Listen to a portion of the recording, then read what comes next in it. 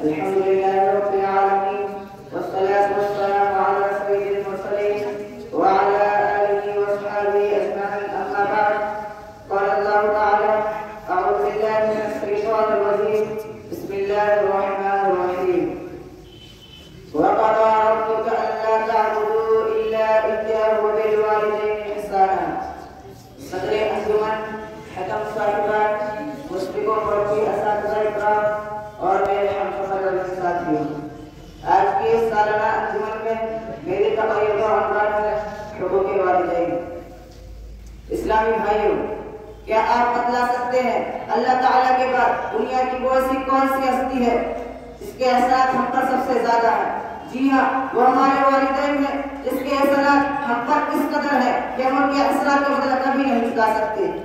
اسی لیے قرآن مجید میں بہت سارے مقامات پر اللہ رب العالمین کی عبادت کے ساتھ والدین کے ساتھ حسن سلوک کی تاکید کی ہے۔ 15ویں پارے میں سورہ بنی اسرائیل میں اللہ تعالیٰ ارشاد فرماتا ہے وَقَضَىٰ رَبُّكَ أَلَّا تَعْبُدُوا إِلَّا إِيَّاهُ وَبِالْوَالِدَيْنِ إِحْسَانًا۔ تمہارے رب نے یہ فیصلہ کر دیا کہ صرف اسی کی عبادت کرو اور والدین کے ساتھ حسن سلوک کرو۔ پھر اللہ تعالیٰ نے والدین کے حقوق کی مزید وضاحت کرتے ہوئے فرمایا إِمَّا يَبْلُغَنَّ عِندَكَ الْكِبَرَ أَحَدُهُمَا أَوْ كِلَاهُمَا فَلَا تَقُل لَّهُمَا أُفٍّ وَلَا تَنْهَرْهُمَا وَقُل لَّهُمَا قَوْلًا كَرِيمًا۔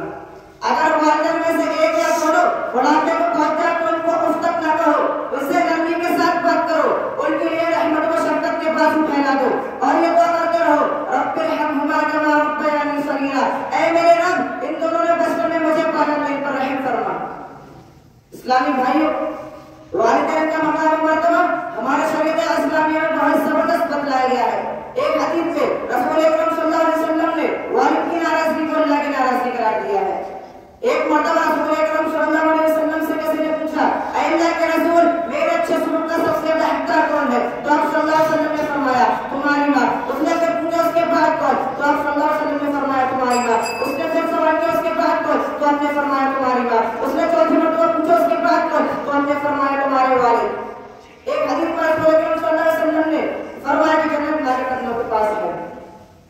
ایک حدیث میں رسول اکرم صلی اللہ علیہ وسلم نے اس شخص پر بددعا کی جس نے اپنے والدین کو بڑھاپے کی حالت میں ان کی فکر کر کے اپنے آپ کو جنت کا مستحق نہ بنا سکے۔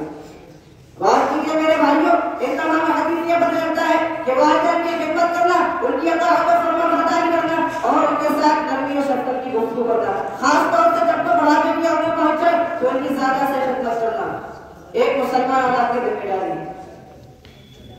یہ سارے اعمال انشاءاللہ انسان کو جنت کا مستحق بنائیں گے، مگر یاد رہے کہ والدین کو ایسا حکم دے جو اللہ اور اس کے رسول کے فرمان کے خلاف ہو تو اس وقت ان کی بات نہیں مانی جائے گی۔ اللہ تعالیٰ قرآن میں فرماتا ہے وَإِن جَاهَدَاكَ عَلَىٰ أَن تُشْرِكَ بِي مَا لَيْسَ لَكَ بِهِ عِلْمٌ فَلَا تُطِعْهُمَا وَصَاحِبْهُمَا فِي الدُّنْيَا مَعْرُوفًا۔ یعنی والدین تمہیں شرک میں مبتلا کرنے کی کوشش کریں تو ان کی اطاعت کرو، البتہ دنیا میں ان کے ساتھ بھلائی کا سلوک کرو۔ آخر میں اللہ رب العالمین سے دعا ہے اللہ کو ہمیں والدین کے ساتھ والدین